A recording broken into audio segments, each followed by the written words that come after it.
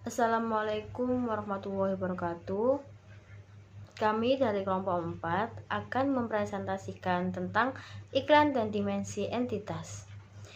Nama kelompok kami yang pertama Nanda Ferrari, 2 Wanda Clarissa, 3 Ella Anggraini, 4 Mahfudatul Laila, 5 Muhammad Fikri Siddiqi, 6 Ulfatul Islamiyah, 7 Yosi Triska. Untuk selanjutnya akan dipandu oleh teman saya yang akan membahas tentang iklan. Nama saya Muhammad Fikri Sidki, NIM 198. Iklan.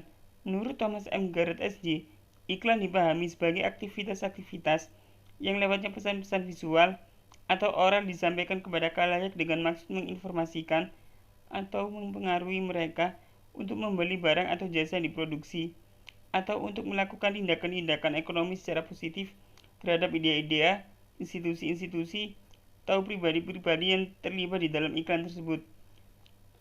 Iklan adalah salah satu alat pemasaran yang penting. Dengan iklan, perusahaan ingin menarik perhatian calon konsumen tentang barang atau jasa yang ditawarkannya.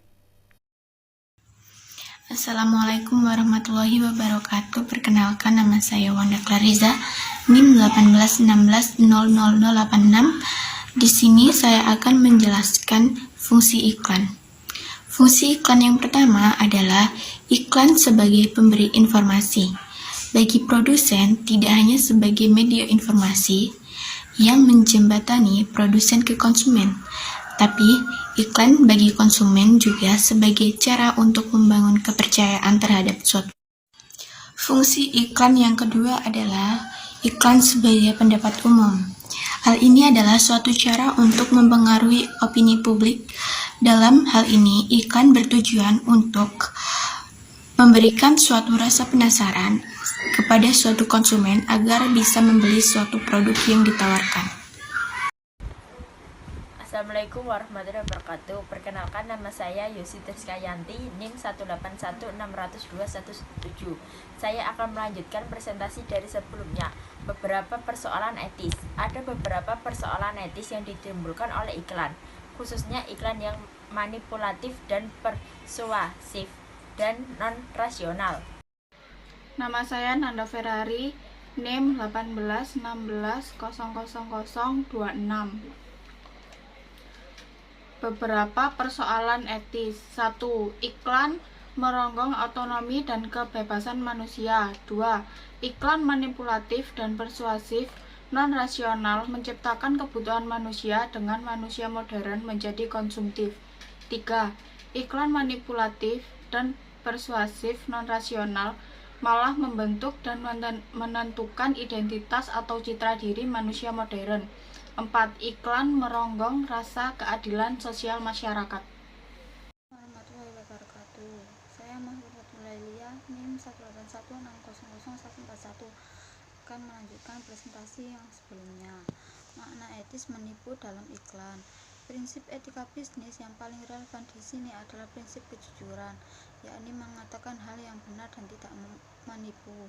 Prinsip ini tidak hanya menyangkut kepentingan banyak orang, melainkan juga pada akhirnya menyangkut kepentingan perusahaan atau bisnis seluruhnya sebagai sebuah profesi yang baik. Secara singkat dapat disimpulkan bahwa iklan yang menyangkut moral dikutuk adalah iklan yang secara sengaja menyampaikan pernyataan yang tidak sesuai dengan kenyataan dengan maksud menipu, atau yang menampilkan pernyataan yang bisa menimbulkan penafsiran yang keliru pada pihak konsumen yang sesungguhnya berhak mendapatkan informasi yang benar apa adanya tentang produk yang ditawarkan dalam pasar. Dengan kata lain, berdasarkan prinsip kejujuran, iklan yang baik dan diterima secara moral adalah iklan yang memberi pernyataan atau informasi yang benar sebagaimana adanya. Assalamualaikum warahmatullahi wabarakatuh. Saya Ella Anggraini dengan NIM 181600108. Saya akan melanjutkan presentasi sebelumnya. Kebebasan konsumen. Setelah kita melihat fungsi iklan, masalah etis dalam iklan, dan makna etis dari menipu dalam iklan, ada baiknya kita singgung sekilas mengenai peran iklan dalam ekonomi, khususnya pasar. Iklan sendiri merupakan suatu aspek pemasaran yang penting, sebab iklan menentukan hubungan antara produsen dan konsumen. Secara lebih konkret, iklan menentukan pula hubungan penawaran dan permintaan antara produsen dan pembeli, yang pada kiranya ikut pula menentukan harga barang yang dijual dalam pasar. Kode etik periklanan tentu saja sangat diharapkan untuk membatasi pengaruh iklan ini.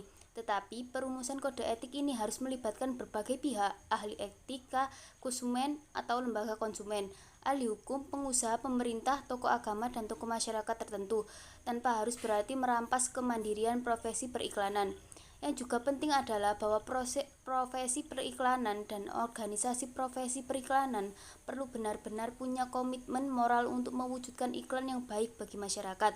Namun kalau ini pun tidak memadai, kita membutuhkan perangkat legal politis dalam bentuk aturan perundang-undangan tentang periklanan beserta sikap tegas tanpa kompromi dan pemerintah melalui departemen terkait untuk menegakkan dan menjamin iklan yang baik bagi masyarakat.